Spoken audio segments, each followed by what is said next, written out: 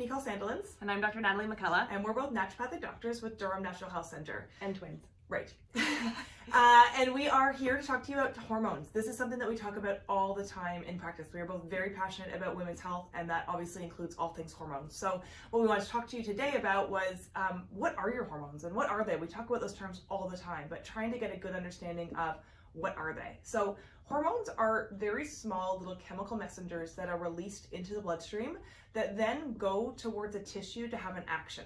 And so they create or govern all sorts of different processes within our body. So things like growth and development, our blood sugar, appetite, satiety, our body temperature, our cognition, so all sorts of different things. Our reproductive organs, obviously, and sexual function are the big things we think about, but they do have actions outside of that.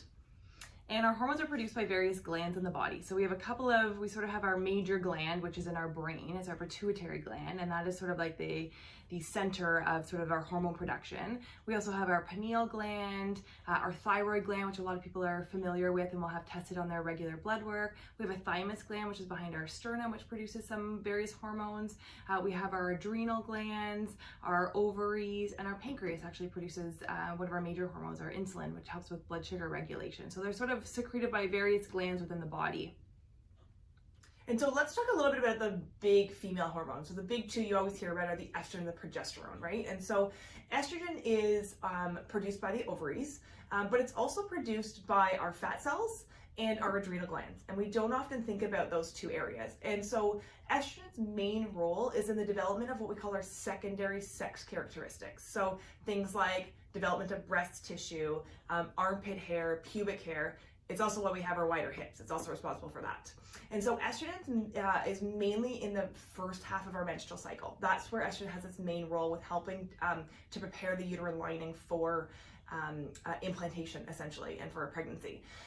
But what we notice is in postmenopausal women, we also see this decrease in bone density, and that's because estrogen has a very protective role to play on our bone health. So we don't usually think about that, but we do see that, and that's why in postmenopausal women that becomes a bigger concern or something we're watching. Yeah, the other big hormone which Nicole spoke about was progesterone. So I always say progesterone starts with a P, think pregnancy. It is really important in sort of that second half of our cycle. So after ovulation, progesterone becomes sort of that dominant hormone in that second half. And its big role is to build up that uterine lining to allow for implantation to occur. If a pregnancy does ensue, then progesterone will help to sustain that pregnancy. So really important in sort of the second half of that cycle. And if there is no implantation in pregnancy, then progesterone will abruptly drop, and then the period will start. That's sort of its big role.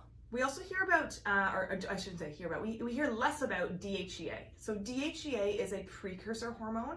It's made by the adrenal glands predominantly, and it is gets converted into other hormones in the body. Its main purpose or role, other than the conversion into other hormones, is some anti-aging benefits and libido. And so for a lot of women, this can be a concern, and often we're looking at DHEA levels and trying to support them appropriately. Another one that of our major hormones, which we always think about a male hormone, but females produce it as well, is testosterone. So that is another important hormone, works with estrogen to help balance and maintain our female reproductive tissues and our bone health as well. And then cortisol. I'm sure most of you have heard about cortisol. Cortisol is often referred to or spoken about as our main stress hormone. It's produced again by those adrenal glands. And cortisol has a really natural rhythm that it's supposed to follow throughout a day. So it's supposed to be highest in the morning to kind of wake us up and get us going, and then decrease as the day goes on. And we can see a lot of different challenges or changes within the body when that rhythm is off. And so, we often hear about cortisol with the abdominal weight gain. So if a woman is having issues with their cortisol or their adrenal health, we'll often start to see that midsection weight gain. Women may not have changed their diet or their exercise program, but all of a sudden they're noticing that their hips are, it's not going to their hips and thighs where it used to go, it's now going to that midsection. And that's usually the role that cortisol has to play.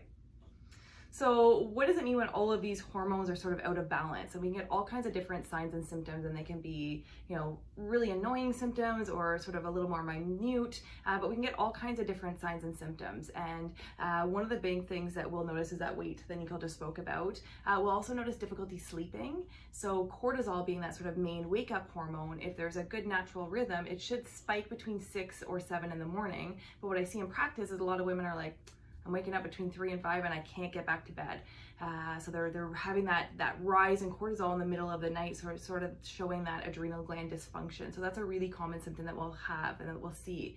We notice some changes in temperature. So estrogen, if estrogen levels are low, we'll start to see more hot flashes, night sweats, and we'll tend to see that around the menopausal time.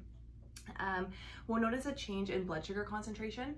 So cortisol's role, one of the things that cortisol does is when we have elevations in cortisol, it releases more blood sugar into the bloodstream. So we will sometimes see that on people's routine blood work. Maybe they haven't changed their diet, maybe they haven't changed their weight, but all of a sudden their blood sugar levels are starting to creep up. So this is something we can look at. We'll see a change in mood, so a little bit more irritability and anxiety. Sometimes people will notice this sort of like all month long, or typically sort of right before their period. That's a really common time to see that. And that's when progesterone is dipping. So if you don't have enough progesterone, if you're not getting a good peak and you're not getting to a good rise and you're just kind of getting a little rise in progesterone, you might notice a little bit more irritability and anxiety, and that tends to typically be right before the cycle. We can see long-term or unexplained fatigue. So people are just like, oh, I'm just so tired, I don't know what's going on. And that can be that adrenal dysfunction and cortisol dysfunction, depression, headaches, bloating, change in libido, irritability, infertility, and then all things periods. So I always say painful periods, heavy periods, irregular periods. These can all be signs of hormonal imbalances. So all things that we should investigate and look at a little bit further. And so we do that. We do just that in practice. Sometimes somebody will come in and the story is very clear. They're telling me a bit about their periods, and they're describing, they're really heavy and I have a lot of clots, and I've just been diagnosed with fibroids. And so I'm starting to think a lot about estrogen and the influence that estrogen's having there. And sometimes I can just tell based on the signs and symptoms where things might be out of balance. But sometimes the story is a little bit more complicated than that, because our hormones really are this delicate interplay, this delicate orchestra, that when one is out of balance, it can really throw off something somewhere else. So sometimes it's not quite as obvious to us, and that's where we might have to do some testing. And so we have a couple of options available to us when it comes to understanding or testing our hormones. We can do it through serum, so through a blood draw, and looking at absolute levels of hormones and understanding where they're sitting. And we can also do other tests, and one that we typically do in practice is a dried urine test.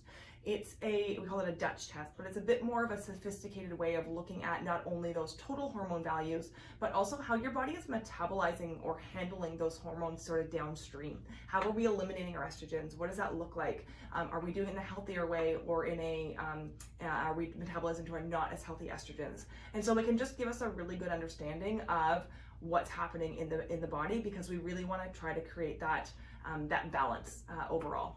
So hormones, as you can see, are, we're just sort of scratching the surface on sort of the idea of hormones, and it's a really sort of complex interplay within the body, but something that we're both really passionate about, and something that we see a lot in practice. So we're here to help. If you have any other questions, you can get more info on our website at www.dnhc.ca, and please download your free summit gift. We put together our top 10 tips to help balance your hormones naturally. So hopefully this was informative, and reach out if you have any questions.